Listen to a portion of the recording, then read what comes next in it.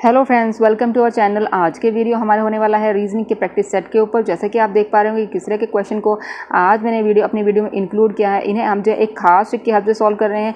Friends, जिस तरह से आप देख पा रहे होंगे क्या क्वेश्चन है, खास ट्रिक की हेल्प से सॉल्व कर रहे हैं। फ्रेंड्स, ये वीडियो मेरा जो है पार्ट 22 है। इससे पहले मेरे जो है पार्ट 21 आ चुके हैं। अगर आपको कोई भी डाउट है तो आप जो है वहाँ से चेक कर सकते हैं। फ्रेंड्स, वीडियो क्लास तक बने रहिएगा, आपको जो है हर चीज़ जो है बेसिक तरीके से क्लियर समझ में आने वाली है। फ्रेंड्स, अगर आप किसी भी गवर्नमेंट एग्जाम की तैयारी कर रहे हैं तो ये वीडियो आपके लिए काफ़ी हेल्पफुल रहने वाला है।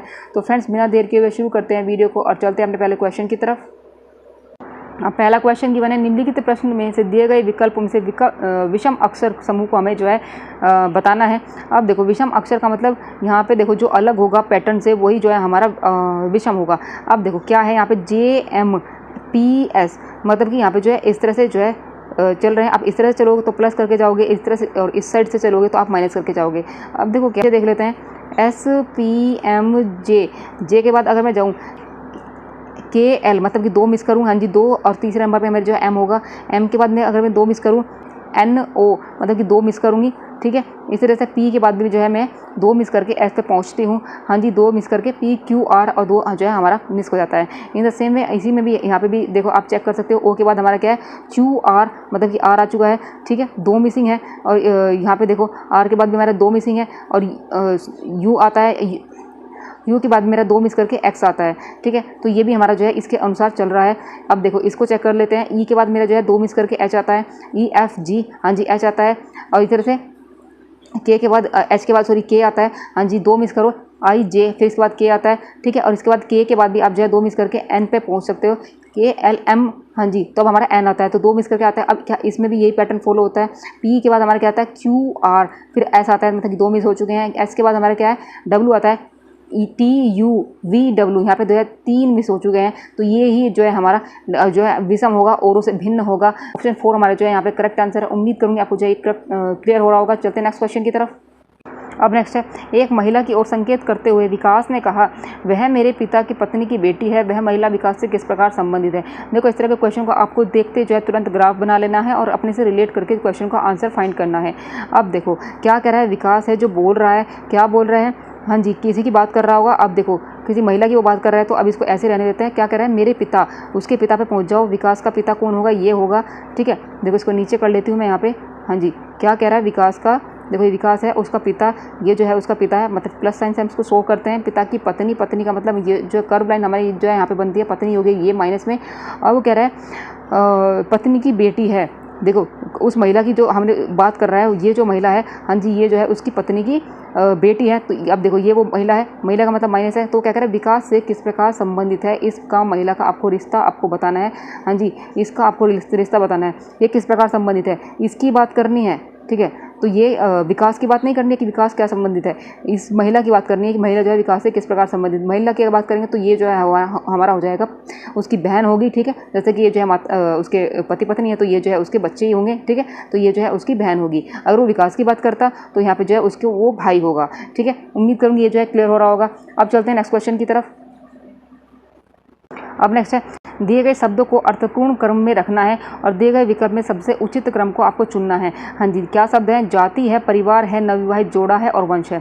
देखो क्या सबसे पहले क्या आएगा आपका, नवविवाहित जोड़ा आता है, ठीक है, तभी तो जो है आपका फिर परिवार बनता है। नवविवाहित जोड़ा होगा तभी तो आपका जो है परिवार होगा। तो 3 आएगा पहले, फिर उसके बाद 2 आएगा, ये फिर उसका परिवार बन जाएगा। अब बताओ फिर उसके बाद क्या आएगा, जब परिवार बन चुका है तब जो है उनकी जो है जाति बन जाएगी, मतलब कि जाति आ जाएगी, फिर उसके बाद जो है उनका वंश चल जाएगा, ठीक है। तो यही आपको जो है यहाँ पे करना है। तो क्या हुआ है यहाँ पे, नवविवाहित जोड़ा मतलब कि 3, फिर उसके बाद जो है परिवार 2 पे है, और उसके बाद उसकी जाति बन गई है मतलब कि 1 पे, और फिर उसका जो है वंश चल चुका है वो है 4 पे। तो मतलब कि 3 2 1 4, हाँ जी यहाँ पे जो है करेक्ट जो है इसका क्रम है।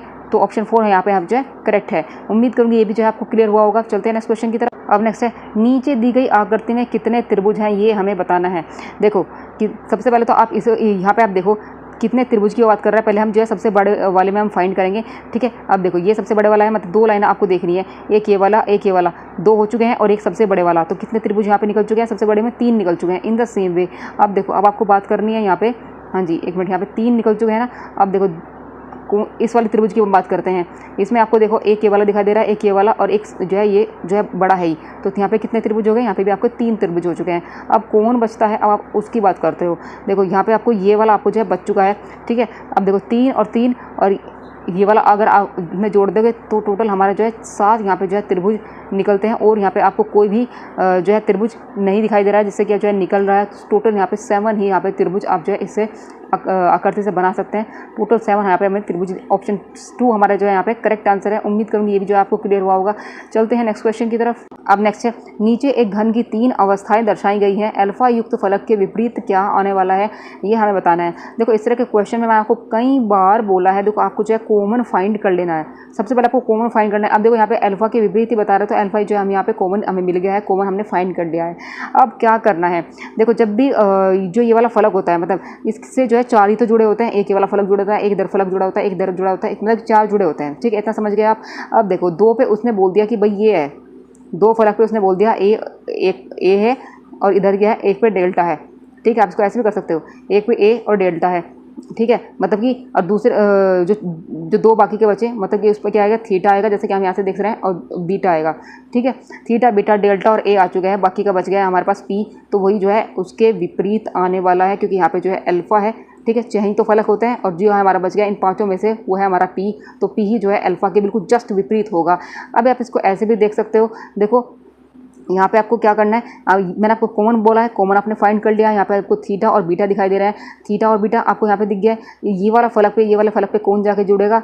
ए और डेल्टा ही तो जो है जाके जुड़ेंगे, ठीक है। इसी वाले फलक पे तो जुड़ेंगे, जैसे कि भाई उसने अल्फा है, ये इसके 4 फलक के 4 जो है उसकी स्थितियाँ दिखाई गई हैं। इस पर जो फलक जुड़ते हैं, 2 तो आपने जोड़ लिए। अब इस पर ये वाला बचा है, ए और डेल्टा यहाँ पे आके जुड़ जाएगा, ठीक है। जो इसका जो बिल्कुल पीछे वाला हिस्सा बनेगा, जो विपरीत बनेगा, वो हमारे पास जो है पी ही बचता है, और कोई हमारे यहाँ बच नहीं रहा। तो पी ही यहाँ पे जो है हमारा ऑप्शन 3 हमारे जो है यहाँ पे करेक्ट आंसर है।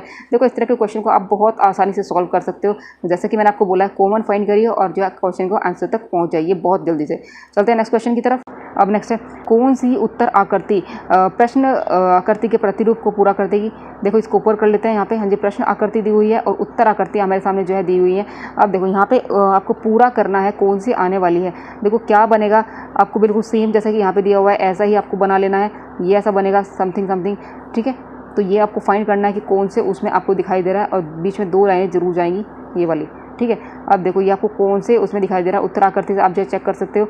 हाँ जी, क्या करना है आपको, चेक करना था ये वाला और ये वाला और ये वाला, और बीच में जो है 2 लाइनें, ये आपको जो है फाइंड करना है कौन से में आपको दिखाई दे रहा है। ये जो है आपको यहाँ से मिल गया है, पहले वाले में जो है बीच में ट्रायंगल ही बना दिया है, तो ये भी नहीं है। तो यही जो है आपको जो है यहाँ पे फिट हो जाएगा। ऑप्शन 2 ही हमारा जो है यहाँ पे करेक्ट आंसर है।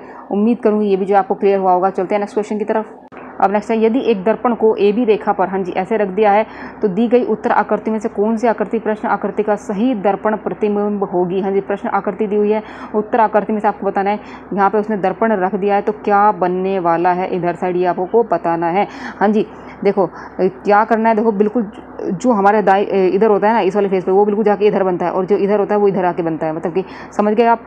तो अब आप देखो यहाँ पे ये जो है ये वाला हिस्सा, मतलब कि आपको जो है क्या होता है ना कि मतलब देखो कोई भी चीज़ जब हम किसी चीज़ के परितः घुमाते हैं, तो जैसे इधर से इधर घुमाई, तो वो दर्पण के प्रतिबिंब जो है हम इसको ऐसे ही मान लेते हैं, तो दर्पण के प्रतिबिंब जो है ऐसे ही बनेगी, ठीक है। तो ये जो वाली जो है अगर आपको घुमा के, ठीक है, ये वाली आपको जो घुमा के इसके ऊपर प्लेस कर दो, तो ये जो है आपको यहाँ पे बन जाएगी। समझ रहे हो ना आपको मैं क्या कह रही हूँ, ठीक है। अब आपको उसके परितः घुमाना है और यहाँ पे जो है चिपका देना है। तो देख रहे होगे, तो सबसे पहले आपको जो है एक ऐसा दिखाई देगा, ये वाला जो है प्रतिबिंब आपका बनेगा। फिर इसके बाद ये गोला सा, और इधर से एक ये जो है जैसे उसने बोला झंडा, ये जो है उसमें बन जाएगा। तो ऐसा आपको किस उसमें दिखाई दे रहा है? सबसे पहले मैंने आपको पहले ही बोला है कि सबसे पहले ये बनेगा, और बाकी का हिस्सा है ये वाला, ये बाद में बनेगा।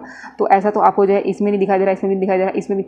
ऑप्शन 4 में आपको जो है दिखाई दे रहा है, तो ऑप्शन 4 यहाँ से जो आपका करेक्ट आंसर है। उम्मीद करूँगी ये भी जो आपको क्लियर हुआ होगा। चलते हैं नेक्स्ट क्वेश्चन की तरफ। अब नेक्स्ट है, कथन दिया हुआ है, सेब लाल है, कोई भी लाल रंग का फल सस्ता नहीं है। समझ गए, इसको आप जो है बना लो ग्राफ। सबसे पहले देखते ही क्या बोल रहा है, सेब लाल है, ये हो गया सेब, फिर क्या कह रहा है, लाल है, फिर उसके बाद क्या कह रहा है, वो जो लाल है, कोई भी लाल रंग का फल, मतलब लाल रंग का फल, तो जो है उसने बोल दिया लाल, तो बिल्कुल जो है उसने बोल दिया कि यहाँ पे जो बिल्कुल भी सस्ता नहीं है। तो सस्ता को जो है हम अलग कर ले, लाल रंग का फल, अब जो है उसने बोल दिया कि कोई भी लाल रंग का फल सस्ता नहीं है, तो मतलब कि लाल रंग का जो फल होगा वो जो है हमारा महंगा होगा। ठीक है, तो लाल रंग का फल हम उसने बोल दिया कि लाल रंग का जो फल होगा वो महंगा होगा, तो यहाँ पे हम इसको लिख सकते हैं महंगा। अब देखो करना क्या है, निष्कर्ष क्या है, सभी सेब सस्ते हैं। अब देखो सेब जो है, सभी सेब सस्ते हैं, वो तो लाल रंग के होते हैं, उसने पहले ही बोल दिया लाल रंग की, तो जो है यहाँ पे सस्ता नहीं होगा, मतलब कि महंगा होगा, तो सेब जो है सस्ते हैं, ये तो हमारा चलने वाला नहीं है। अब दूसरे चेक कर लेते हैं, लाल सेब सस्ते नहीं है। हाँ जी, लाल सेब सस्ते नहीं है, उसने कथन के अनुसार ही वो बात कर रहा है, लाल रंग का फल जो है सस्ता नहीं है। ठीक है, तो ऑप्शन सेकंड हमारा, मतलब निष्कर्ष सेकंड हमारे यहाँ पे जो है तर्क संगत है। ऑप्शन 2 हमारे यहाँ पे जो है करेक्ट आंसर है। उम्मीद करूँगी ये भी जो है आपको क्लियर हुआ होगा बहुत अच्छे से। चलते हैं नेक्स्ट क्वेश्चन की तरफ। अब नेक्स्ट है, यदि वर्णमाला के द्वितीय अर्धांश को विपरीत क्रम में लिख दिया जाए तो आपके बाएं से 18वें अक्षर के दाएं 7वां अक्षर कौन सा होगा। हाँ जी, देखो सबसे पहले तो मैं आपको बताने देना चाहती हूँ, जब बात करें बाएं और फिर बात करें दाएं, तो आपको जो है जोड़ देना है। ठीक है, बाएं और दाएं दो अगर आपको चीज़ें मिले, ठीक है, क्वेश्चन में, और वो पूछता हो कि वैल्यू क्या आने वाली है, तब आपको जो है जोड़ के वैल्यू को फाइंड करना है। मतलब कि 18 और 7 को जो है आपको जोड़ना है, तो ये हो जाएगा 18 और 7, मतलब कि 25वां जो नंबर होगा वो आपको बताना है। ठीक है, ये तो चलो बात उसकी थी, लेकिन अगर उन बच्चों के लिए भी मैं समझाना चाहती हूँ जिन्हें नहीं पता है कि क्यों हम जोड़ रहे हैं। अब देखो उसे भी हम जो है समझते हैं। अब क्या कह रहा है क्वेश्चन में, वर्णमाला के द्वितीय अर्धांश को, देखो अर्धांश का मतलब ए से लेकर जो है एन तक एक अर्धांश होता है, एन से लेकर जो है जेड तक दूसरा अर्धांश होता है। ठीक है, ये जो है अर्धांश होता है, मतलब यहाँ पे जो है 13 लेटर होते हैं और इधर भी जो है 13 होता है। अब वो क्या कह रहा है, दूसरे वाले को जो है विपरीत क्रम में लिख दिया जाए, मतलब कि जेड और एन मतलब कि ऐसे लिख दिया जाए, तब वो पूछ रहा है आपके बाएं से 18वें अक्षर के दाएं 7वां अक्षर कौन सा होगा, ये हमें बताना है। अब देखो करना क्या है, हाँ जी, अब देखो हमने कर लिया अर्धांश को उल्टा। क्या वो बोल रहा है आपके बाएं, मतलब कि दाएं इधर से होता है, बाएं इधर से चलते हैं हम, बाएं से 18वें अक्षर पे आपको पहुंचना है। 18वां मतलब कि ये तो होता है 13वां, और 14, 15, 16, 17, 18, 18वें पे होता है हमारा, हो गया हमारा एन, सॉरी वी हो गया। अब 18वें अक्षर के दाएं, दाएं का मतलब अब आपको इधर ही जाना है। देखो आप इधर से इधर आए और फिर इधर ही जा रहे हो दाएं, तो मतलब कि आप जोड़ ही तो रहे हो। अब देखो 7वां अक्षर पे आपको पहुंच लेना है, 1 2 3 4 5 6 7, मतलब कि ओ आने वाला है, या फिर आप डायरेक्टली भी कर लो, इधर से आप 18 बढ़े और इधर से आपने जो है 7 अक्षर जोड़ दिया, मतलब कि 25वां अक्षर हमारा ओ ही आया है।